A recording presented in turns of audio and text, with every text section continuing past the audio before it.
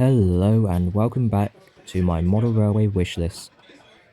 We are now in the year 2026, and as of recording this, we are 2 days from the first major announcement of the year, the Hornby 2026 announcement. This video will cover what I want to see made in 00 gauge, but as a quick side note, in preparation, I will make a few predictions for the new Hornby range. 2026 marks a lot of anniversaries, including 40 years of Network Southeast. There's 50 years for both the Class 56 and the Class 43 HSTs. And then you got Grizzly 150.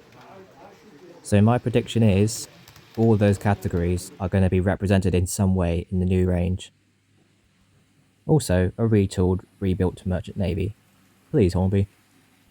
So before we begin, let's go over what have been made since my last video. Rapido finally did it. They finally did the U-Class.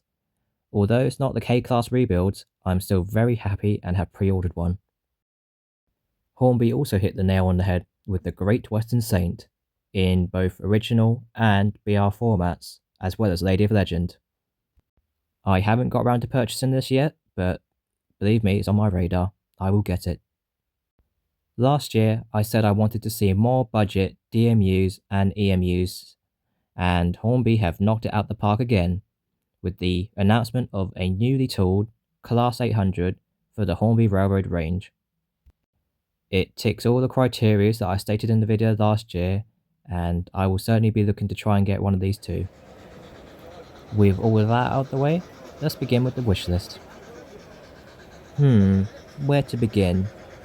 I don't currently have a working model railway layout, and phase 1 of that layout plan is going to be a branch line.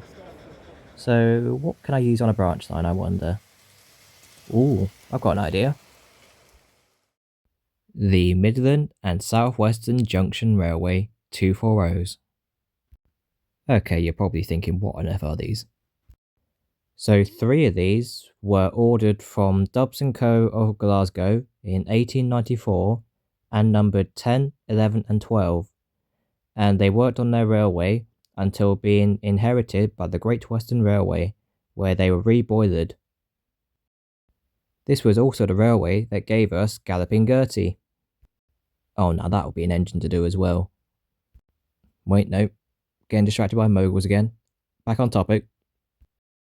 So these got the distinction of being the only MSWJR engines to make it all the way to British Railway ownership, and were only withdrawn in the 1950s. So therefore, these make these rather important engines in history. If a manufacturer were to make one of these, they would be adding a quirky and unique member to their catalogues, and they would have 3 variants to choose from. You've got the as-built red in the as-built condition as well.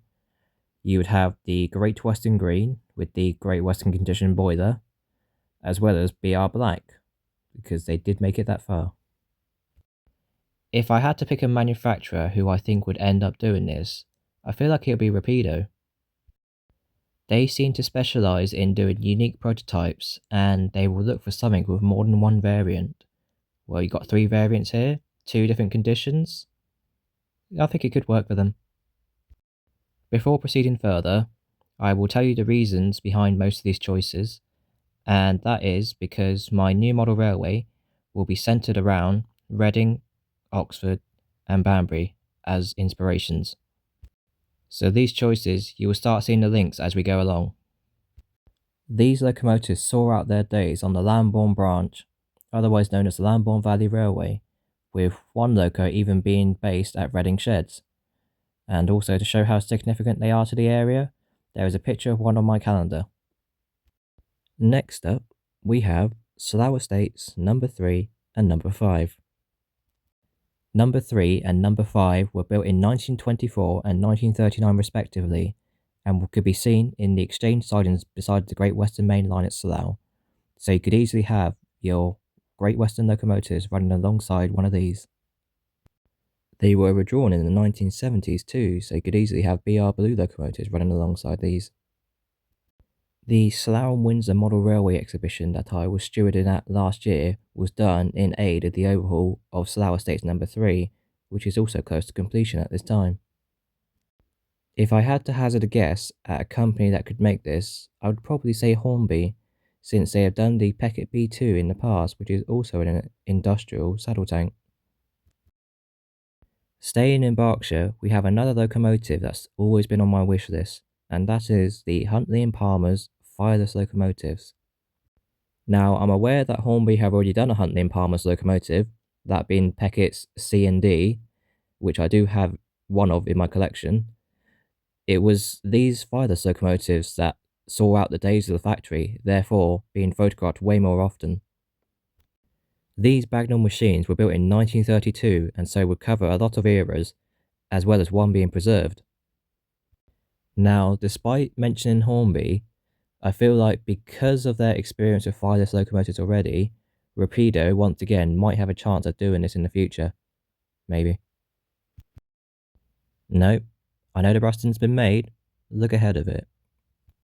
I feel it's a weird decision to make the Ruston PWM but not produce the track relaying machine that goes with it. Any picture or film you see of these locomotives, they are always accompanied by one of these track relaying cranes. So if you do the Ruston PWM, you may as well do the crane as well. That's the missing link, I think.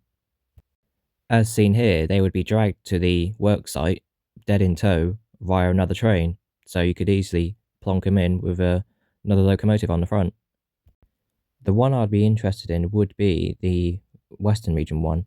However, these did go to the Eastern region and Scottish region as well, so I believe.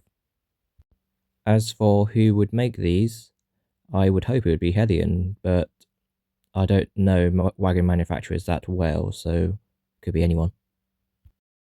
Right, so this is a category that's going to be ongoing until I find there's a sufficient amount of them on the market, and that is budget, DMUs, and EMUs again.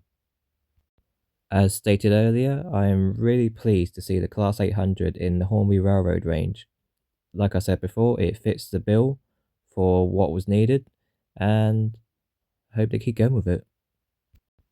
Just putting a few pictures past of multiple units that are currently on the network, and a lot of these haven't been made, and they could easily go to the Hornby Railroad range first, and some of these, well, Bachmann have ceased doing a lot of these ages ago, so it would be nice to bring them back up again.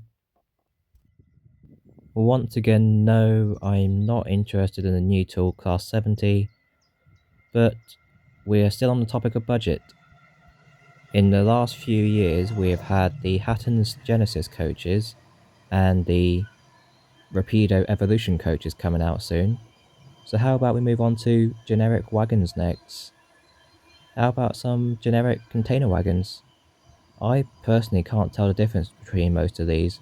The only one that stands out to me as being different are the pocket wagons. So how about some container wagons? It's once again another part of the everyday scene, and something that the new modeler would come into the hobby having seen a lot of already. And also getting anywhere near a full rake of these would be a lot of money, which would not appeal to the younger modeler, and preferably don't suggest the X Triang tooling because yes, it's in the Hornby Railroad range, but the younger modeler's got to get something decent as well. So it would be unfair if the only opportunities for younger modelers would be towards the older toolings. And finally, on the complete opposite end of the spectrum, the Scunthorpe Steelworks wagon rakes. I believe they're perch wagons? Provided I've thought this through right, these are the last things remaining to be modelled in 00 gauge that represent how I saw things when I was younger spotting on the railways. As you can see through the videos, it was always a regular thing I saw through Mortimer Station with whatever was on the front at the time. Quite usually it was this working that I'd use to spot any celebrity locomotives on the front.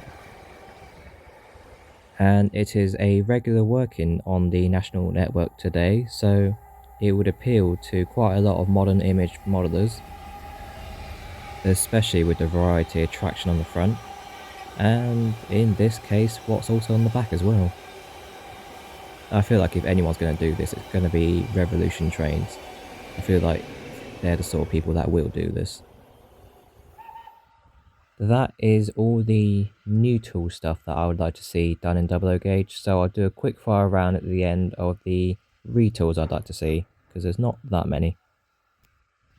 Southern Railway Merchant Navy class in rebuilt form, as mentioned earlier, desperately needed retool. A London North Eastern Railway D49 class, again another retool needed, and given it's Gresley 150 this year, could it be in a chance? And finally, the Great Western Railway County 440. Again, another ex-Hornby tooling. It could do with a modern version of it, and something a bit heavier. So I hope you all enjoyed that video, and share your thoughts in the comments below about what you'd like to see made. Let's see how many of these become right. Bye for now, and I'll see you all in the next video.